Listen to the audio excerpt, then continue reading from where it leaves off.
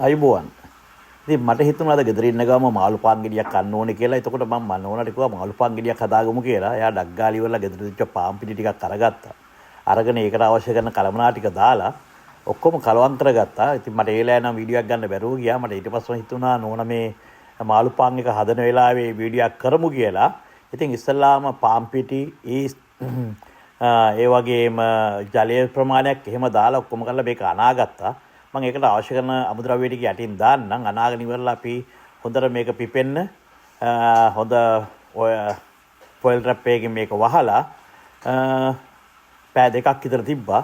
හොඳට අනාගත්තා ඊට පස්සේ පෑ දෙකක් විතර තියලා අපි දැන් මේක දිගෑරලා බැලුවා. බැලගත්තා ඊට පස්සේ අපි දැන් මේ කොටස් වලට කඩන්න යන්නේ.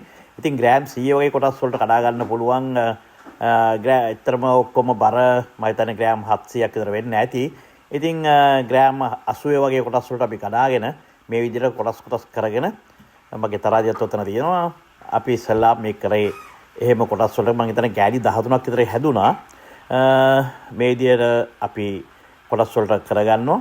කොටස් කරලා මේක ඇතුල් පැත්තට නමාගෙන මේ විදිහට මම ට්‍රේ එකට දාගත්තා ඒවා ටික.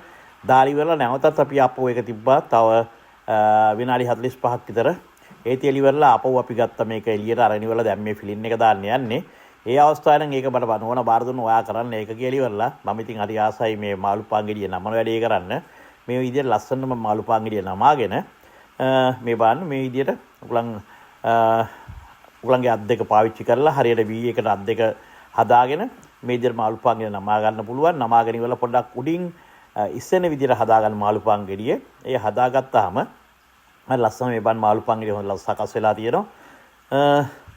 මේ ඉදිරිය කරලා ආපහු මම නමලා කරලා ඉවරලා ආපහු දාත්තා. හැබැයි ඉක්මනින්ම හදාගත්තා. අපිට අර පෑ දෙක කාලේ ගියේ මේක පිපෙන කලින් ඉන්න ඕන නිසා හොඳ ඊස්ට් වර්ගයක් හම්බුණා. ඉතින් ඒ හොඳම ඊස්ට් එක මම ඇත්තට අවශ්‍යම අලුත්ම ඊස්ට් පැකට් එකක් ගත්තා. එතකොට අපිට මේක කිසිම කරදරයක් නැතුව හදාගන්න පුළුවන්. මේ විදිහට තමයි මම මේවා ටික නමා ගත්තේ. මම ඉතින් මේ ටිකක් වෙලා අරගෙන ඔයගොල්ලන්ට පෙන්නනවා කොහොමද මේක නමා ගන්න ආකාරය කියලා.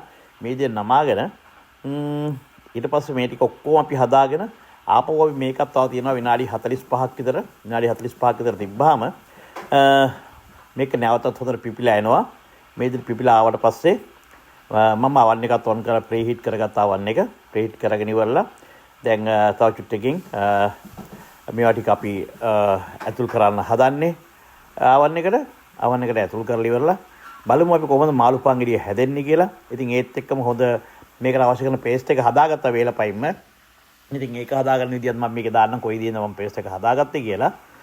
මේ විදිහට තමයි මාළු පාන් ගෙඩි ටික නමාගත්ත 2 4 6 8යි 10 11 12 13 මම කිව්වා වගේ 13ක් තියෙනවා. මෙන්න අපි බාගත්තට පස්සේ මාළු පාන් ටික හරිම ලස්සනයි. හොඳ සුවඳක් හමනවා ගේ ඇතුළම. ඉතින් හැන්දෑවට මේ නිකන් ඉන්න වෙලාවේ කන්න තමයි මේ ටික හදාගත්තේ. ඉතින් අද විශේෂත්වය තමයි මගේ නෝන තමයි මාළු පාන් ටික හැදුවේ. මමත් පොඩි උදව්වක් දුන්නා.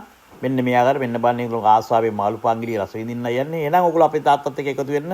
ඉක්මනින් ටීවී පොඩි වීඩියෝ එකක් කළේ. නැවතත් අපි හමු.